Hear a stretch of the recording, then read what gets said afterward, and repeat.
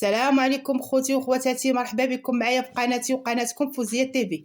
اليوم ان شاء الله رجعنا معكم فيديو جديد اللي هو كيكه تريش بوند. كتجي منفوخه وعاليه ومهويه وكتجي مفشفشه. الا جربتوها ما غاديش تبقاو تستغناو عليها، بمكونات بسيطه وموجوده في كل بيت.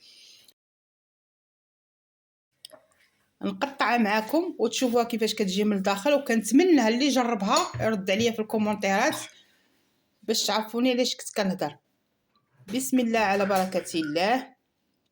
شو تبارك الله كيفاش كتجي مهويه ومفشفشه وكتجي غزاله وكتذوب في الفم. ولا جربتوها ما غاديش تبقاو تستغناو عليها، بطريقه بسيطه وتنجح معكم من اول مره.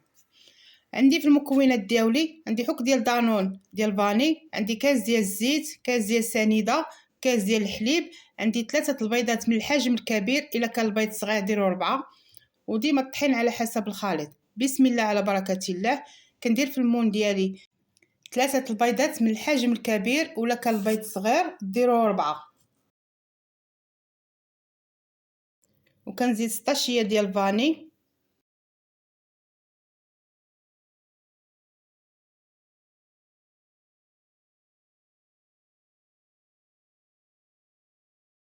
وكنزيد قبصه ديال الملحه لتصحيح الذوق، وكنزيد كاس ديال سنيده، وكنحرك بخلاط يدوي حتى كيدمج ليا الخليط مع بعضياتو وكتذوب ليا سنيده.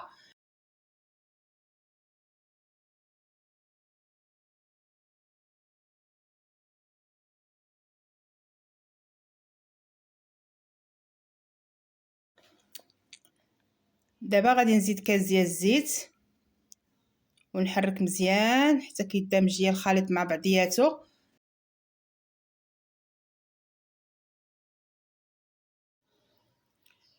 غنزيد كاس ديال الحليب بحراره المطبخ ونحرك مزيان حتى يدمج الخليط مع بعضياتو.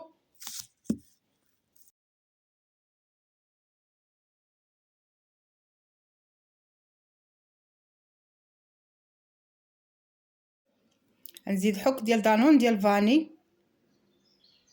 ومن بعد غادي نخلط مزيان حتى يدمج لنا الخليط مزيان.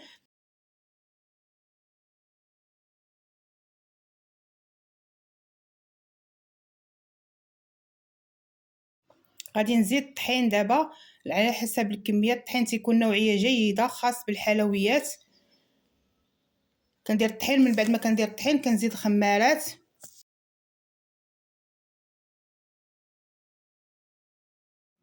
غادي نزيد 3 الخمارات على الخليط ديالي. من بعد ما نزيد الخمارات غادي نخلط،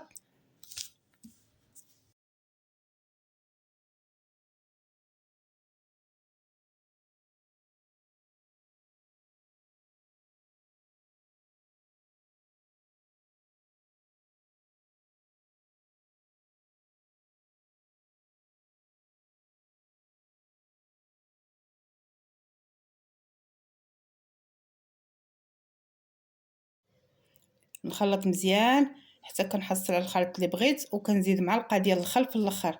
هذيك المعلقه ديال الخل هي اللي كتعطي الهشاشه وكتخلي الكيك ديالنا كيجي مفشفش ومهوي من الداخل. من بعد ما كنخلط الكيك ديالي مزيان وكيتكتب لي رقم 8 في الخليط ديالي، كنعرف عندي الخليط ديالي ناجح صافي. هو هذاك القوام. كيكون عندي واحد المون ديال الكيك ديالي دهنه بالزبده ورشه بالدقيق، وكنخوي عليه الخليط ديالي وانا هازه البول ديالي الفوق.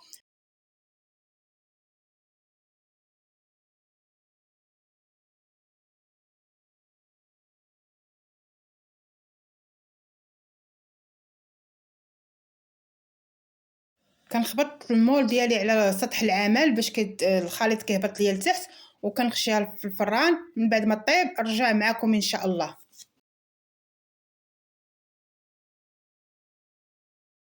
هي من بعد ما خرجت من الفران تبارك الله ما شاء الله كتجي محمره وكتجي منفوخه وزوينه وكتجي مهويه من الداخل.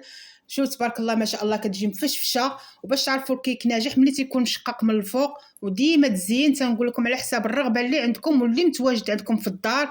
انا كانت واجد عندي الكوكو كاوكاو، دهنتها بالمربى ديال الكوفيتير وزوقتها بالكوكو كاوكاو. شوف تبارك الله ما شاء الله كيفاش كتجي زوينه من بعد ما نقطعها معكم تشوفوها كيفاش كتجي من الداخل، كتجي غزاله ما شاء الله.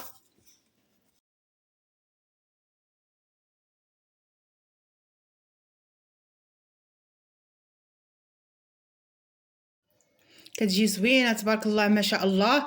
الا وصلتوا حتى لهنايا ما تنساونيش في الاشتراك في قناتي وشي كومونتير زوين ولايك، فضلا وليس امرا. بسلام عليكم.